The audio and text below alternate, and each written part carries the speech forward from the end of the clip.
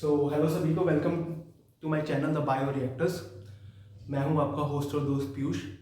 इस लेक्चर में हम लोग पढ़ेंगे कि क्रोमोसोम्स जो है ना वो सिर्फ और सिर्फ सेल डिवीजन के टाइम पे क्यों बनते हैं, है ना। पिछले लेक्चर में हमने डिफरेंस पढ़ लिया था डीएनए के बीच में, क्रोमैटिन के बीच में, क्रोमोसोम्स के बीच में और क्रोमैटिड के बीच में। उस लेक्चर में हमने ये भी पढ़ा था कि भाई जो हमारा जो डीएनए जो है वैसे तो नॉर्मल सेल में जो डिवाइड नहीं कर रहा होता है सेल, उसमें क्रोमैटिन के फॉर्म में रहता है, लेकिन सेल डिवीजन के टाइम में वो डीएनए क्रोमैटिन से क्रोमोसोम्स के फॉर्म में कन्वर्ट हो जाता है। सो इस लेक्चर में हमें यही पढ़ना है कि सेल डिवीजन में ऐसा क्या होता है कि भाई डीएनए को क्रोमैटिन से क्रोमोसोम्स के फॉर्म में जाना पड़े। तो स्टार्ट करते हैं। सबसे पहले तो हम ना एक प्री कैप लेंगे, ठीक है, कि क्रोमैटिन क्या होते हैं और क्रोमोसोम्स क्या होते हैं। भाई क्रोमैटिन की बात करें तो क्रोमैटिन कुछ भी नहीं होता, डीएनए थ्रेड्स होते हैं, वो फोल्ड हो जाते हैं, फोल्ड होके वो एक गुच्छा बना देते हैं, ठीक है। तो इस फोल्डेड डीएनए थ्रेड्स के गुच्छे को हम लोग क्या बोलते हैं, क्रोमैटिन। अब जो हमारा नॉर्मल सेल होता है, मतलब जो सेल डिवाइड नहीं कर रहा होता, उसमें डीएनए क्रोमैटिन के फॉर्म में होता है, ठीक है। और डीएनए जो भी फंक्शंस को कंट्रोल करता है नॉर्मल सेल के, वो इसी फॉर्म में ही करता है। ऐसे ही उलझे हुए पड़े होते हैं डीएनए थ्रेड्स और इसी फॉर्म में वो सेल के फंक्शंस को कंट्रोल करते हैं, ठीक है। लेकिन क्या होता है कि जब सेल डिवीजन होती है तो ये क्रोमैटिन क्रोमोसोम्स के फॉर्म में कन्वर्ट हो जाते हैं। तो सेल डिवीजन के टाइम पे क्रोमोसोम्स बनते हैं। अब क्रोमोसोम्स क्या होते हैं? क्रोमोसोम्स क्या होता है कि ये जो है ये क्रोमैटिन फोल्डेड डीएनए थ्रेड्स का बना है, ठीक है। अब ये जो थ्रेड्स होते हैं ये और फोल्ड होते हैं और अच्छी तरह कॉम्पैक्ट बनते हैं और ऐसा स्ट्रक्चर बना लेते हैं। तो इन स्ट्रक्चर्स को हम लोग क्या बोलते हैं, क्रोमोसोम्स, ठीक है। तो अगर मेजर जो बात हमें ध्यान में रखनी है कि क्रोमैटिन में क्या होता था कि ये जो डीएनए थ्रेड्स है ना, ये आपस में उलझे हुए थे, इंटरवाइंड थे, हमें अलग अलग नहीं दिखते थे। लेकिन जब ये क्रोमोसोम्स के फॉर्म में आ गए तो ये हमें अलग अलग दिखते हैं, ठीक है। अब जो हमें बात डिस्कस करनी है वो ये है कि भाई क्रोमोसोम्स, क्रोमैटिन से क्रोमोसोम्स के फॉर्म में डीएनए क्यों जाता है सेल डिवीजन के टाइम पे, ठीक है।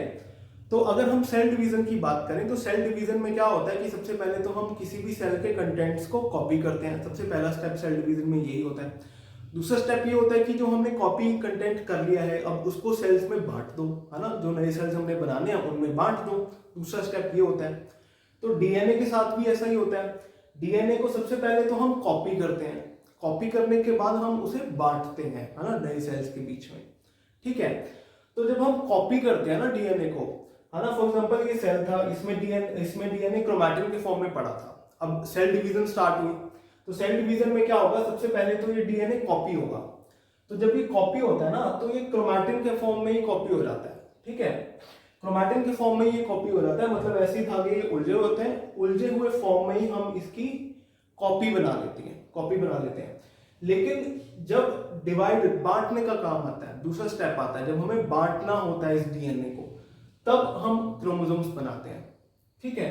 अब बांटने के टाइम क्रोमोसोम्स क्यों बनते हैं, ये एक बहुत ही कॉमन सेंस की बात है। देखो यार, ये जो क्रोमैटिन है ना, ये इसमें जो डीएनए थ्रेड्स हैं वो बहुत ही उलझे हुए हैं, आपस में इंटरवाइंड है।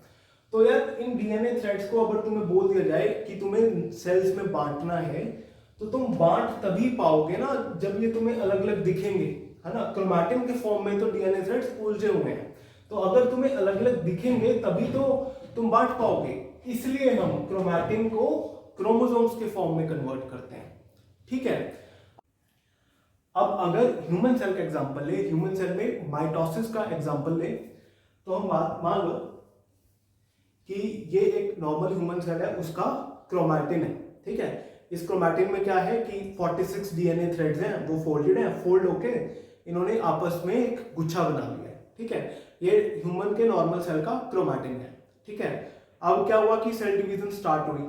सेल डिवीजन स्टार्ट हुई तो क्या होगा कि इस डीएनए की, इस क्रोमैटिन की कॉपी बनेगी, ठीक है। तो कॉपी बनी तो क्या हो गया, 46 के 46 डीएनए थ्रेड्स की कॉपी बन गई, तो डबल हो गए, 46 इंटू 2 यानी कि 92 डीएनए थ्रेड्स हो गए। ठीक है, तो ये क्रोमैटिक मटेरियल और बड़ा हो गया और कॉम्प्लेक्स हो गया। ठीक है, तो कॉपी तो बन गई। अब माइटोसिस में क्या होता है कि माइटोसिस में एक सेल डिवाइड करके 2 सेल्स बनाता है। ठीक है, तो अब कॉपी तो बन गई इस डीएनए की।